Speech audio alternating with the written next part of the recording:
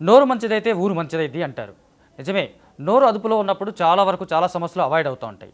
ఒక్కసారి అదుపు తప్పి మాట్లాడామా అంతే సంగతులు. అందుకు పర్ఫెక్ట్ ఎగ్జాంపుల్ ప్రస్తుతం సోషల్ మీడియాలో వైరల్‌గా మారిపోయి కొన్ని 4, 5 రోజులుగా అదే పనిగా మీమ్స్, ట్రోల్స్‌కు గురవుతూ చాలా మానసిక వేదన అనుభవిస్తున్నటువంటి అలేఖ్య చిట్టి పికిల్స్ అనేటువంటి ఒక టీమ్ అమ్మాయిలు ఏదైతే ఉన్నారో వాళ్ళొక పర్ఫెక్ట్ ఎగ్జాంపుల్‌గా చెప్పుకోవచ్చు.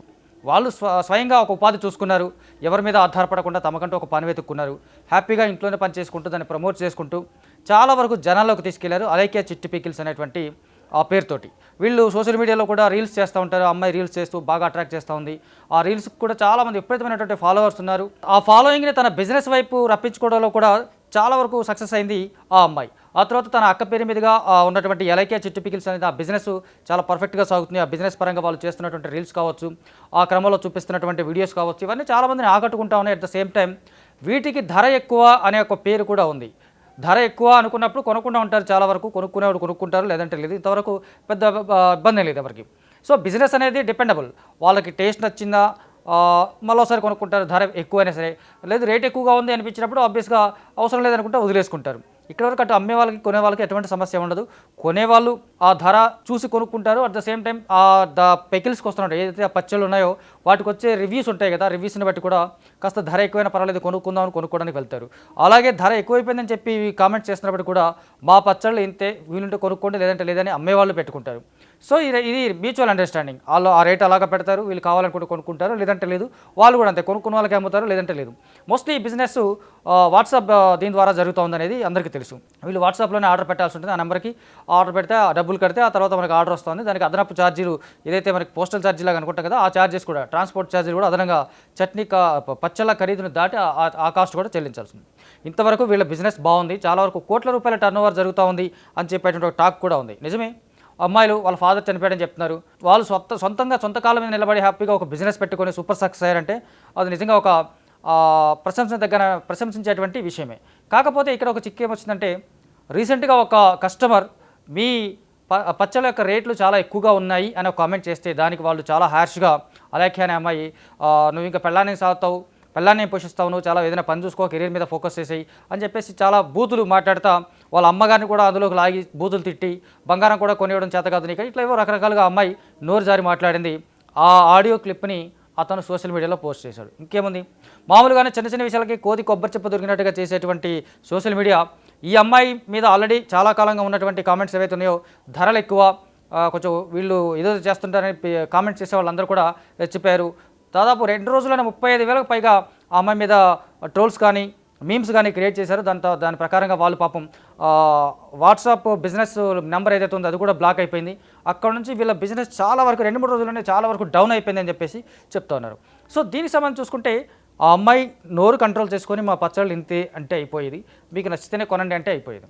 అలా కాకుండా ఇలా చేయడం నిజంగా కస్టమరే దేవుడు అంటారు కదా! ఏ బిజినెస్‌కైనా కస్టమర్ ఈజ్ ద గాడ్ అంటారు. సో కస్టమర్‌ని తిట్టినప్పుడు అతను దాన్ని సోషల్ మీడియాలో పోస్ట్ చేయడంలో ఎటువంటి తప్పు లేదు. దానికి వివరణ ఇస్తా ఆ అమ్మాయి ఇప్పుడు తాజాగా ఒక వీడియో రిలీజ్ చేసింది ఆ సిస్టర్. తను ఏం చెప్తుందంటే మాకు రోజు కొన్ని వందల వేల కామెంట్స్ వస్తూ ఉంటాయి, ఆడియో క్లిప్స్ వస్తూ ఉంటాయి, మమ్మల్ని బూతులు తిడుతూ ఉంటారు, అమ్మనా బూతులు తిడుతూ ఉంటారు, మా పేరెంట్స్ని ఇన్వాల్వ్ చేస్తుంటారు, మా బిజినెస్ని ఇన్వాల్వ్ చేస్తుంటారు, మా ధరల గురించి మాట్లాడుతుంటారు, మా గురించి మాట్లాడుతూ ఉంటారు. ఇలాగ కొన్ని వందల మంది మమ్మల్ని బూతులు తిడుతూ ఉంటారు.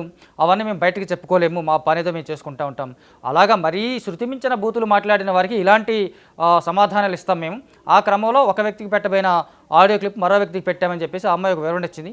ఆ వివరణ కూడా పెద్దగా లాజికల్గా చూస్తే కనుక పైగా మళ్ళీ అతనికి ఏదైతే ఆ కామెంట్స్ ఆ ఆడియో క్లిప్ సోషల్ మీడియాలో పెట్టాడో అతనికి వీళ్ళు మళ్ళీ ఆడియో మెసేజ్ పెట్టారంట.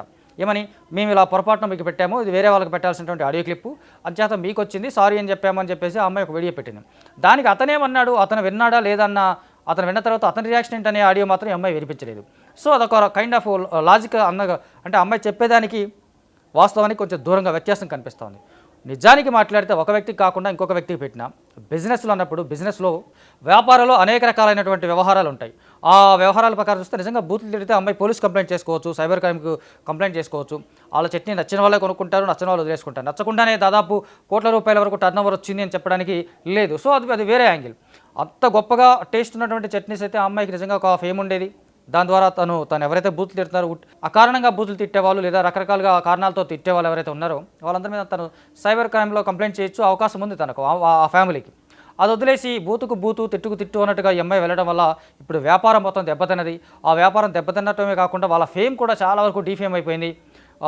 గతంలో కూడా వీళ్ళ మీద, వీళ్ళ ధరల మీద, వీళ్ళ పచ్చళ్ళ ధరల మీద చాలామంది వీడియోస్ చేశారు. కామెంట్స్ చేశారు. ఇంత ధర అవసరం లేదు ఈ పచ్చళ్ళకి, ఈ క్వాంటిటీ కూడా చాలా తక్కువగా ఉంటుంది. పావు కిలో దొరకదు, ఓన్లీ హాఫ్ కిలో, కిలో ఆ పైన మాత్రమే దొరుకుతూ ఉంటుంది. అంటే చూద్దాం, టేస్ట్ చేద్దాం. మామూలుగా ఇలాంటి చట్నీస్ ఎవరైనా ఫస్ట్ టేస్ట్ చేద్దాం అనుకుంటారు. అందుకోసం 150 గ్రామ్స్, 200 గ్రామ్స్, 250 గ్రామ్స్ ఇలా తీసుకుంటారు. కానీ వీళ్ళ దగ్గర ఆ స్పేస్ కూడా లేదు. డైరెక్ట్గా హాఫ్ కిలో నుంచి స్టార్ట్ అవుతుంది. అలా చూసుకుంటే వాళ్ళ ధర విపరీతంగా ఉంటుంది. రీసెంట్గా ఒక అతను కూడా పెట్టాడు, దాదాపు అతను 2-3 కిలోలు తీసుకుంటేనే 10,000 వరకు కాస్ట్ అయిందని చెప్పేసి అతను ఒక వీడియో చేశాడు. అది కూడా చాలామంది చూశారు. చూసిన వాళ్ళలో కామెంట్స్ కూడా చాలా దారుణంగా ఉన్నాయి. దారుణంగా అంటే వీళ్ళ పచ్చళ్ళ క్వాలిటీకి, టేస్ట్కి, ధరకి చాలా వ్యత్యాసం ఉంది. ధర చాలా ఎక్కువ అని చెప్పేసి కామెంట్స్ ఉన్నాయి. సో ఏదున్నప్పటికీ కూడా నీకు ధర ఎక్కువగా ఉందా ఇవన్నీ పక్కన పెడితే వ్యాపారంలో సహనం ఎంత అవసరమో అనేది ఈ ఒక్క ఉదాహరణ చూస్తే మనకు అర్థమవుతోంది. నిన్నటి వరకు చాలా వెలిగిపోయినటువంటి సోషల్ మీడియాలో సరే బూతులు తిడతారా, తిట్టే వాళ్ళు ఎప్పుడూ ఉంటాడు. ఎదుగుతున్నవని పట్టి లాగడానికి చాలామంది ఎప్పుడూ ఉంటారు. ఆడవాళ్ళు ఎదుగుతున్నారంటే ఇంకా సహించలేని వాళ్ళు కూడా చాలామంది ఉంటారు. సో ఇవన్నీ పక్కన పెడితే ఓవర్ నైట్ వాళ్ళ ఒక్క మాట జారారు. నా మాట జారడం వల్ల నోటి దురుసుతనం అదుపులో లేకపోవడం వల్ల జరిగినటువంటి నష్టం ఆ మొత్తం ఫ్యామిలీకి, ఇప్పుడు ఆ బిజినెస్కే మొత్తంగా బిజినెస్ మొత్తానికి ఒక పెద్ద సమస్య వచ్చింది. ఆ బిజినెస్ రాబోయే రోజుల్లో మళ్ళీ ఆ స్థాయిలో పికప్ కావడం అనేది మోస్ట్ ఇంపాసిబుల్ అని ఇప్పటివరకు మన సోషల్ మీడియాలో వస్తున్నటువంటి ఆ ట్రోల్స్ కానీ, మీమ్స్ కానీ, కామెంట్స్ కానీ ఇవన్నీ చూస్తే అర్థమవుతుంది. ఆ అమ్మాయి చెప్పినటువంటి విషయాల్లో కూడా చాలా వరకు వాస్తవానికి దగ్గరగా లేవు, లాజిక్ దగ్గరగా అందట్లేదు.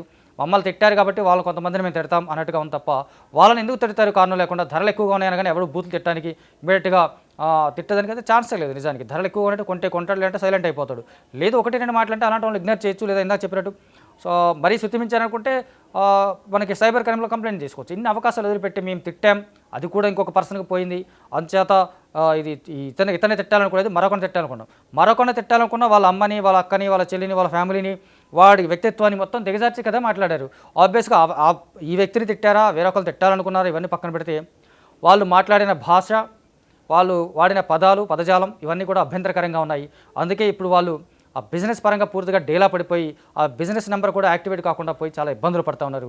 అందుకే నోరు అదుపులో ఉంటేనే 10 మందిలో చేసేటువంటి వ్యాపారం ఏదైనా సరే 10 రకాలైనటువంటి సమస్యలు తీసుకొస్తుంది. ఆ సమస్యలన్నిటికీ ఫేస్ చేయాలంటే సహనం అనేది చాలా ఇంపార్టెంట్. ఆ సహనాన్ని కోల్పోతే ఆ వ్యాపారమే పూర్తిగా లాస్ అవుతారనే దానికి ఈ అలైకే చిట్టి పికిల్స్ ఆ బ్యాచ్ అనేది ఒక ఎగ్జాంపుల్గా మనం చెప్పుకోవచ్చు.